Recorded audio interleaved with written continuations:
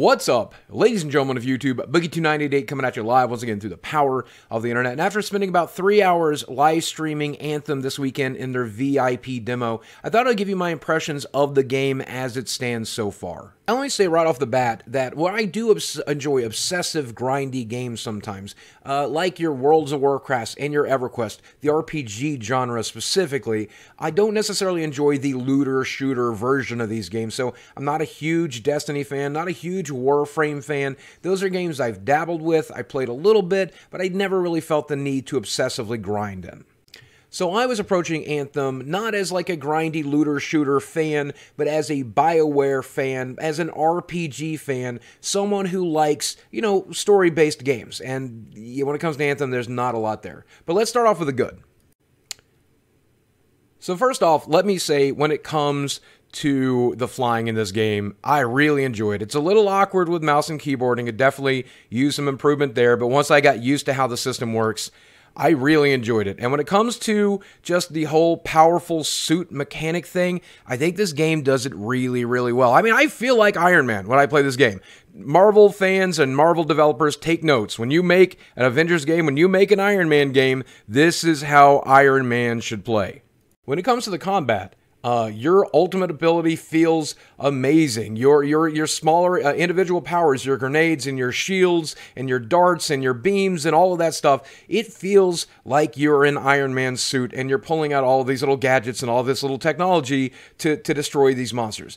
Now, guns feel kind of anemic for some reason. I think it's because a lot of the guns I had just didn't do as much damage as my abilities did. Maybe that's a balance and design thing. Maybe that's just I didn't have a very powerful gun.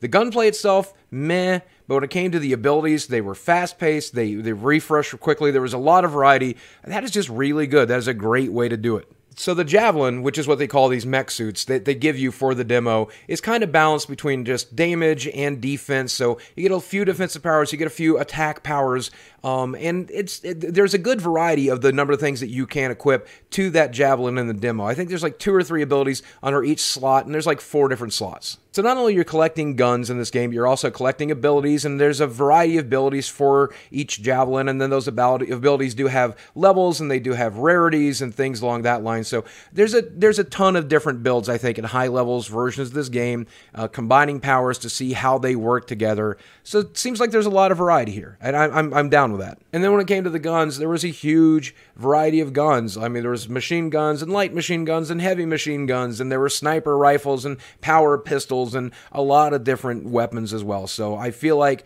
the ability to craft whatever weapons you want and get a lot of loot from the adventures you go on and scrapping that stuff to be able to make rare and epic versions of guns that you're hoping to get. I feel like there's going to be a lot of stuff to do there. Kind of reminds me of Borderlands, except, you know, Borderlands has a lot more wacky guns. This just seems like fairly normal stuff. So if you're not the kind of person that minds grinding in a video game and you like getting the best guns and the best upgraded abilities and that carrot on a stick is a thing that you enjoy, then there's plenty of that to be had here. A lot of variety in weapons, a lot of different builds, a lot of different abilities that you'll eventually want to get the highest level of and then the highest rarity of and then max out your character.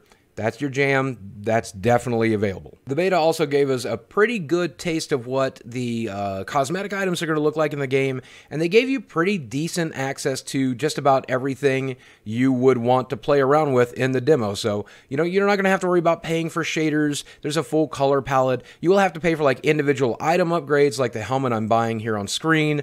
And those only cost like 25 coins, which is the basic currency in the game for the demo. I'm sure these are going to cost their premium currency in the actual release. So this is another one of those games that has 2 types of currencies, the basic currency and then the premium currency, and I don't even know if you can grind that premium currency, and I don't know how much stuff is going to cost. They have obfuscated that for the demo by making sure every cosmetic item actually just sold for the basic currency, which certainly it won't in the full game. I have no idea how the microtransactions for this game is going to work because they just didn't want to show us that during the demo, and that is of course worrisome. What I can say in the demo is none of the important stuff, none of the pay-to-win stuff was locked behind a premium currency. It looks like, hopefully for the release of the game, all of the guns, all of the abilities, all of the powers, all of the non-cosmetic upgrades will be available just by playing the game, which is how it should be. When it came to the missions themselves, the combat was often fast-paced and kind of fun, and a few places fairly challenging depending on how the group you were auto-assigned with performed. I did die quite a few times. But I have to say, it was exactly what I expected from this type of game. You know, it's just a bunch of monsters spawning. Sometimes they're elite, sometimes they are named, and you use your abilities to take down the groups. And most of them have some abilities, but for the most part, everything in the basic combat is bullet sponge after bullet sponge after bullet sponge. And while there is a good amount of variety in this demo, I think there is more monsters and variety types in this demo than there was in all of Destiny 1. It does come across as very samey. You do fight the same stuff, and they do the same stuff relatively over and over and over again. So it can be fairly boring after a while. Once you fought one pack of monsters for the first time, you will fight that pack of monsters over and over and over again. Yeah, it's kind of boring. But there was a fairly decent boss fight in the game where you fight these 3 titans, and it showed a lot of promise. I mean, they had some, avoidance abilities where you had to just get out of the way and you had to jump over these waves. And yeah, the bosses themselves were definitely bullet sponges that spent some time being invulnerable and other times being more weak, so you had to fire at the right time and avoid at the right time. If the game has a lot of this, then it's going to show some promise. If every mission has at least one unique fight in it, that does something like this, then I think the game could be very promising. I just don't know because I've only played the demo. And that's what keeps me from enjoying these looter shooters. It's the reason I eventually stopped playing World of Warcraft and EverQuest, is because you end up fighting the same monsters over and over and over again in the same zones and the same missions just to get better items, just to get better loot.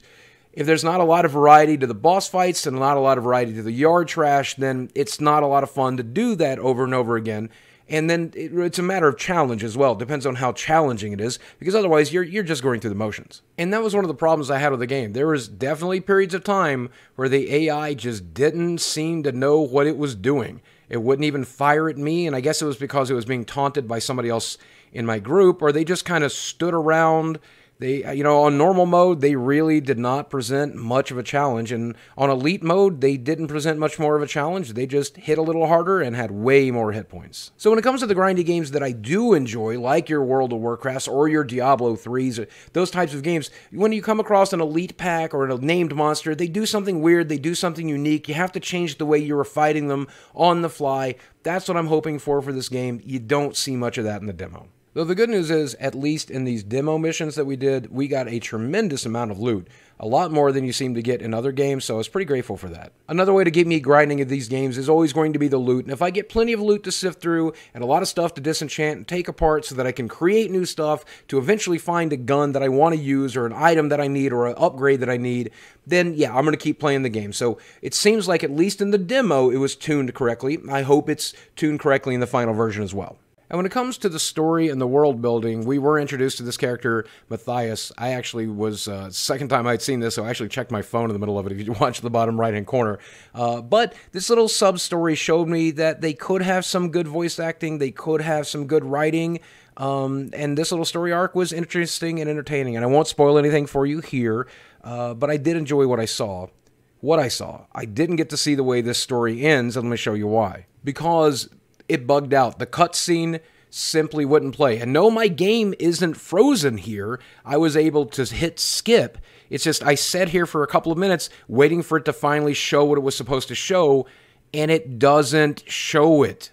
So instead of showing me the end of the story arc and giving me like an emotional feeling that would make me want to purchase the game to see more, instead I got a bugged out cutscene which made me feel just nervous about the final release of the game. How could they get this wrong? It doesn't make any sense that they would release the demo in a state where, for at least some people, and it seems like a lot of people, the final cutscene of the demo would not play. And when I skipped it, they threw up this "thanks for playing, buy the game now" sign.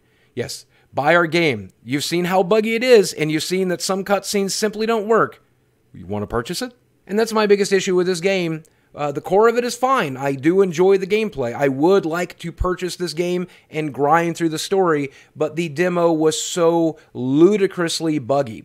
There was times where you would get a loading screen that would never finish loading, so you had to back out of the game. There were connection errors. There were periods of time where my group just dropped away when I did the whole stronghold thing. My group just disappeared out of nowhere. It's not that they quit. It's just I got paired off without them, and I was supposed to finish the mission solo, which I wasn't able to do. At one point, I got this connection problem pop-up that continued to pop up, and I couldn't move my mouse. I couldn't look around. And my only choice was to, I guess, hard quit out of the game or keep hitting enter to make this dialogue box go away. And eventually, I was able to realize that if I kept hitting enter quick enough, I was able to continue to play the game and follow my group. And eventually, this connection problem did go away after a few loading screens. But that certainly better not be in the hard release of the game, and I'm afraid it will be. But admittedly, working out kinks like this is the point of a beta. But they're not calling this a beta. This is a demo. You see the problem? The game is due out in 3.5 weeks, and if this is a demonstration, a demo of what I can expect in 3.5 weeks, then I can expect there to be a tremendous number of bugs. Now, EA and bioware has said that this demo was based off of 6-week-old code, and a lot of this stuff has already been fixed, and I hope that is the case, but you need to go in prepared expecting the Anthem launch to be buggy with server issues and gameplay issues and freezing issues and connection issues and cutscenes that just won't play, because that's the demo, that's the demonstration they gave us. And then finally, when it comes to an RPG fan, when it comes to a BioWare fan, do not expect this game to live up to Dragon Age and Mass Effect and games along those lines. It is very much not one of those games, at least in the demo. Aside from Matthias, most of the characters I spoke with, you only had 1 or 2 choices in the dialogue trees. The facial animations, the body animations were frequently very poor and very bad. Yeah, it's very much closer to Andromeda than Dragon Age or any of the other Mass Effects. I think it would be a fool's errand to go into this game expecting a BioWare-style story where you're going to make choices that affect the world and affect the impact of the game. You need to come to this game because you like the combat, you like the loot collecting, you like the upgrades, you like that stuff. You shouldn't come to this expecting a full-fledged BioWare story. Someone else said it best. I think it was somebody at Kotaku who said, this is very much a game made by BioWare, but it doesn't feel like a BioWare game. What this is, it's very much BioWare's entry into the looter-shooter market where, you know, it's the MMO light. It's a World of Warcraft gameplay made for consoles, you know, and if you enjoy collecting loot and grinding missions and grinding dungeons and flying around and feeling like Iron Man, that as long as this game releases in a non-buggy state, there will be plenty of that for you to enjoy. So, final verdict, based on the demo, I do plan to purchase this game because as far as the looter-shooter genre goes, I found this one to be fairly fun and fairly interesting. Feeling like Iron Man and blowing up some stuff sounds like it's going to be fun for 10, 15, maybe 20 hours. And then if the end game is good and it has a lot of variety and a lot of bosses and a lot of cool missions, then maybe I'll stick with it past that. There was just enough of a taste of the hub world that had me interested in seeing if there is a role-playing aspect to this. The character Matthias was interesting, and the things that we did with that character was interesting. It's enough to give me hope. Not a lot of hope, but some hope. Some hope that there was at least one BioWare writer who knew what they were doing, who worked on this game, and will give me a fairly interesting story to tell.